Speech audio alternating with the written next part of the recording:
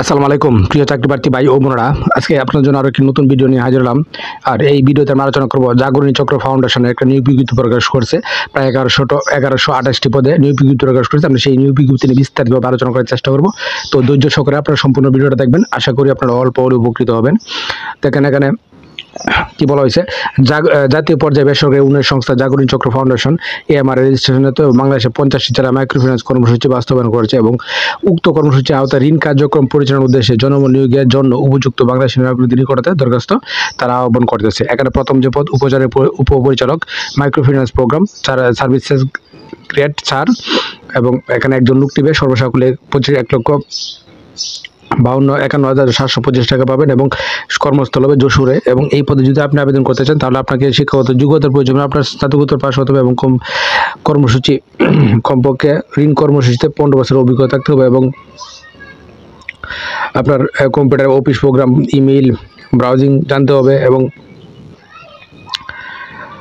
সরকারি বেসরকারি পর্যায়ে যোগাযোগ বাংলা ইংরেজি ভাষায় আপনাকে সাবলীল কথা বলা এবং লেখা দক্ষ থাকতে হবে এবং সংস্থার প্রতি আস্থা বাজন করতে হবে এবং বয়স অনূর্ধ্ব 50 বছর, তাহলে আপনি এই পদে আবেদন করতে পারবেন।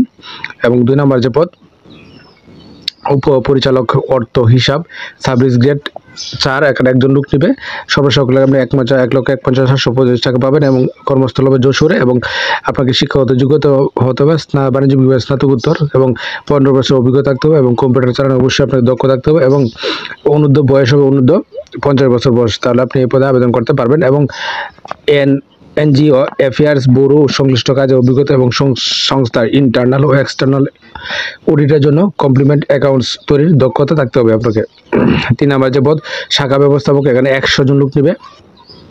11তম গ্রেড সার্ভিস গ্রেড 11, শাখা ব্যবস্থাপক ম্যানেজার, এখানে সার্ভিস গ্রেডে 11তম গ্রেডে 100 জন লোক নেবে। টোটাল বেতন হবে আপনার সর্বসাকুল্যে 50,770 টাকা এবং বাংলাদেশের যে কোনো স্থানে আপনাকে চাকরি করার অভিজ্ঞতা থাকতে হবে এবং বয়স অনূর্ধ্ব 40 বছর এবং আপনাকে মোটরসাইকেল চালানোর বৈধ ড্রাইভিং লাইসেন্স থাকতে হবে এবং বয়স আপনার শিক্ষাগত যোগ্যতার প্রয়োজন হবে, স্নাতকোত্তর পাস হতে হবে এবং আপনাকে 7 বছর অভিজ্ঞতা থাকতে হবে, তাহলে আপনি পদে আবেদন করতে পারবেন। তারপরে 4 নম্বর যে পদ শাখা হিসাবরক্ষক সিনিয়র অফিসার 13তম গ্রেডে সার্ভিস গ্রেড 13, 100 জন লোক নিবে এবং সর্বসাকুল্যে আপনি 37,370 টাকা বেতন পাবে এবং বাংলাদেশের যে কোনো স্থানে আপনাকে কাজ করা মন মানসিক থাকতে হবে এবং হিসাব বিজ্ঞান ফিনান্স এবং ফাইন্যান্স বিষয়ে আপনাকে পাস ব্যবস্থাপনা বিষয়ে আপনাকে স্নাতকোত্তর পাস হতে হবে এবং 3 বছরের কাজের অভিজ্ঞতা থাকতে হবে এবং কম্পিউটার অবশ্যই অফিস প্রোগ্রাম ইমেল ব্রাউজিং ইত্যাদি সম্পর্কে আপনার ধারণা থাকতে হবে। মোটরসাইকেল চালানো বৈধ ড্রাইভিং লাইসেন্স থাকতে হবে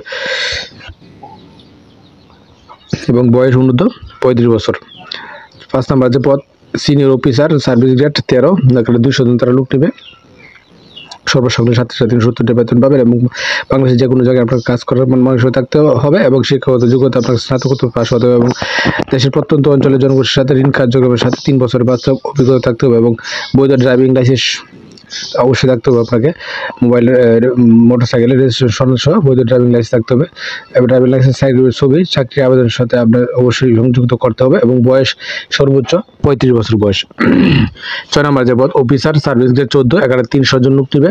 সর্বসাকুল্যে আপনি 33,575 টাকা বেতন পাবেন এবং বাংলাদেশের যে কোনো জায়গায় আপনাকে কাজ করার মন মানসিকতা থাকতে হবে এবং স্নাতকোত্তর বা সমান স্নাতক পাস হলে আপনি এই পদে আবেদন করতে পারবেন এবং আপনাকে বয়স হতে হবে এখানে সর্বোচ্চ 35 বছর এবং মোটরসাইকেল চালানোর বৈধ ড্রাইভিং ও দক্ষতা এবং বৈধ ড্রাইভিং লাইসেন্স থাকতে হবে, তাহলে আপনি এই পদে আবেদন করতে পারবেন।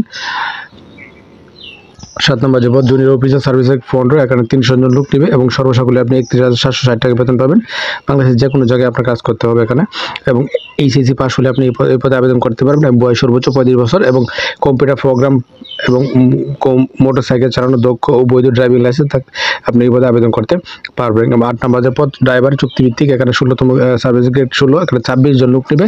বেতন হবে সর্বসাকুল্যে আপনার 18,000 টাকা এবং কর্মস্থল হবে যশোর, খুলনা, সাতক্ষীরা, গোপালগঞ্জ, মাদারীপুর, বরিশাল, পটুয়াখালী, মাগুরা, চুয়াডাঙ্গা, কুষ্টিয়া, ফরিদপুর, পাবনা, সিরাজগঞ্জ, রাজশাহী, নওগাঁ, রংপুর, ঢাকা, ব্রাহ্মণবাড়িয়া, কুমিল্লা, নোয়াখালী, চট্টগ্রাম ও মানিকগঞ্জ সহ দেশের অন্যান্য জেলা এবং আপনাকে এসএসসি পাস হলে আপনি আবেদন করতে পারবেন এবং উক্ত কাজে আপনাকে 3 বছরের অভিজ্ঞতা থাকতে হবে এবং বয়স সর্বোচ্চ 35 বছর এবং অভিজ্ঞতা যারা আছে তাদেরকে এখানে অগ্রাধিকার প্রদান করা হবে এবং বাংলাদেশের গাড়ি চালানোর দক্ষতা, সমগ্র বাংলাদেশের গাড়ি চালানোর দক্ষতা, মানসিকতা ও চেনা জানা থাকতে হবে, তাহলে আপনি পদে নিয়োগ পেতে পারেন। এবং 9 নম্বরে যে পদ পিয়ন কাম গার্ড, এখানে তারা 17তম সার্ভিস গ্রেডে 100 জন লোক নিবে। সর্বসকলে আপনি 15,000 টাকা বেতন পাবেন এবং বয়স সর্বোচ্চ 30 বছর এবং বাংলাদেশে যে কোনো স্থানে আপনাকে কাজ করা মন মানসিক থাকতে হবে এবং এসএসসি পাস হলে আপনি এই পদে আবেদন করতে পারবেন। এবং এই উক্ত যে পদগুলো 9টা পদ, এই 9টা পদে আবেদন করতে আপনার কি কি সুবিধা পাবেন আপনার যদি চাকরি হয়। দেখেন সুবিধাগুলো দেওয়া আছে, এখানে দেওয়া আছে সুবিধাগুলো কি: বেতন ভাতা ছাড়াও সংস্থার নিয়ম অনুযায়ী বার্ষিক ইনক্রিমেন্ট, উৎসব ভাতা, সিএফ, গ্র্যাচুইটি, বৈশাখ ভাতা, ইনসেন্টিভ, বোনাস, লাঞ্চ ভাতা, অর্জিত ছুটি, নগরায়ণ দূরত্ব ভাতা, মোবাইল ফি, যাতায়াত ভাতা, পেনশন সুবিধা, মোটরসাইকেল ঋণ সুবিধা, পারফরমেন্স ভাতা, সন্তানের শিক্ষা ভাতা সহ অন্যান্য সুবিধা প্রাপ্য হবেন। এছাড়াও নির্ধারিত মেয়াদান্তে যোগ্যতা ও দক্ষতা ও কর্মমূল্যায়নে আপনাকে ভিত্তিতে উচ্চতর পদে আপনাকে সুযোগ রয়েছে। এবং 8 ও 9 নং পদ ব্যতীত সকল পদের জন্য 6 মাস শিক্ষানবিষ্কার 6 মাস হতে হবে এবং 6, 7, 8 ও 9 নং পদ ব্যতীত সকল পদের জন্য কমপক্ষে সকল পরীক্ষায় দ্বিতীয় শ্রেণী থাকতে হবে এবং গ্রেড পদ্ধতিতে 4-এর মধ্যে 2 এবং 5-এর মধ্যে 2.5 থাকতে হবে। এবং আপনি এই পদগুলোতে আবেদন করতে গেলে কীভাবে আবেদন করবেন দেখেন: পরিচালক, নির্বাহী পরিচালক, জাগরণী চক্র ফাউন্ডেশন, জাগরণী চক্র ফাউন্ডেশন বরাবর আবেদন করতে হবে। আবেদনপত্রের সাথে 5 কপি সাইজের রঙিন ছবি আপনাকে এবং জীবন বৃত্তান্ত সহ আবেদনপত্রের মোবাইল নম্বর এবং কামের উপর অবশ্যই পদের নাম উল্লেখ করতে হবে। এবং শাখা ব্যবস্থাপক, হিসাব রক্ষক, সিনিয়র অফিসার ও জুনিয়র অফিসার পদের জন্য রেজিস্ট্রেশন ফি 300 টাকা পরীক্ষার কেন্দ্রে জমা দিয়ে মানে রিসিপ্ট সহ নির্বাচনী পরীক্ষায় অংশগ্রহণ করতে হবে। এবং পরবর্তীতে নির্বাচিত প্রার্থীর চূড়ান্ত নিয়োগের সময় শাখা ব্যবস্থাপক পদে 20,000 টাকা, হিসাব রক্ষক সিনিয়র অফিসার পদে 15,000 টাকা এবং সিনিয়র অফিসার ও জুনিয়র অফিসার পদে 10,000 টাকা মুনাফা সহ ফেরতযোগ্য জামানত দিতে হবে। এবং জামানতের টাকা জাগরণী চক্র ফাউন্ডেশন শিরোনামে শুধুমাত্র MICR পে অর্ডারের মাধ্যমে জমা দিতে হবে এবং নগদ বা অন্য কোনো মাধ্যমে অর্থ গ্রহণ করা হবে না। এবং এছাড়াও 300 টাকার নন জুডিশিয়াল স্ট্যাম্পে আপনাকে অঙ্গীকারনামা প্রদান করতে হবে। এবং ইতিপূর্বে যারা সংস্থার চাকরিতে হতে অব্যাহত হয়েছেন, পদত্যাগ করেছেন, নারী শিশু অব্যাহত হয়েছেন, তাদেরকে এখানে আবেদন করার কোনো প্রয়োজন নেই এবং যে কোনো ধরনের সুপারিশ ব্যতীত অযোগ্যতা বলে গণ্য হবে। এবং নারী প্রার্থীদের ক্ষেত্রে এখানে তারা আবেদন করতে তারা উৎসাহিত করতে হয়েছে, অর্থাৎ নারী প্রার্থীদের এখানে অগ্রাধিকার প্রদান করা হবে। এবং বিশেষ দ্রষ্টব্য তারা কি বলেছে: নিয়োগ জালিয়াতি ঝুঁকি হতে সাবধান।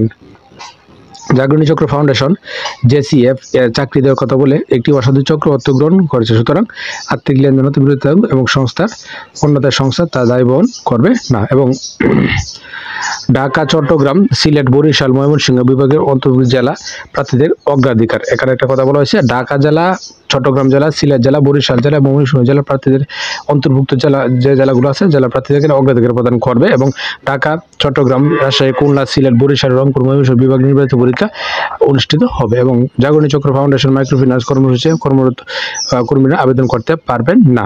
এবং আবেদন পাঠাবেন কোন ঠিকানা: জাগরণী চক্র ফাউন্ডেশন, প্রধান কার্যালয়, 46 মুজিব সড়ক, যশোর 7400।